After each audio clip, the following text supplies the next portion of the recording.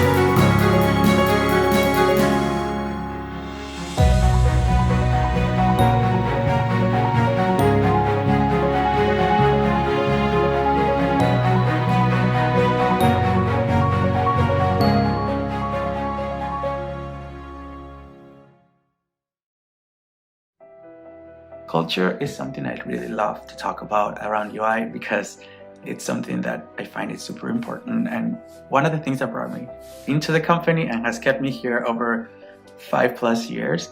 The people at UI all are very caring, Artsy, really smart people, and very geeky. I love the trivia that we do. I love that there's a lot of true crime, documentary, and conspiracy theory. and willing to lend a hand whenever it's needed to help somebody else learn something new. At UI, it is a huge part of our culture to see those helping hands. Culture is genuine at UI TV. It's there at all levels of the organization, from the executive level. Jason Flick and Deb certainly trickle down all through the organization, where everyone can find their niche and as well as engage with the bigger group. Still express yourself. One of the things that's amazing is how we've been able to maintain the culture at UI. The people that you work with are like a second family. Well, I always say that you can do anything you want at UI TV. A few years ago, I was like, hey, it would be fun if we celebrated Oktoberfest and we brought a polka band and we got, our executives to wear lederhosens and cook sausages for everyone. And then looked around the room and everyone was like, yeah, okay, let's do that. That sounds fun. And that's not just around the social activities, it's also around your career development at UI. You can focus on what you like to do, what you're good at. really care about working on cutting edge, future looking technology. We have an amazing social committee who is constantly reaching out to set up new activities online for people to connect. Playing Cards Against Humanity with Jason Flick on my first week really set the tone of what this company was all about. We always do everything to the max. There is nothing that's just average or basic about UI. We did an aerial forest at Camp Fortune and got to go ziplining through the trees. So much fun. Now that we're in a more remote environment, we're still innovating and how to foster the culture, and it's great to see that that fabric is staying put. People are still connecting even though we're not physically there. I believe the heart of it comes right back to the culture.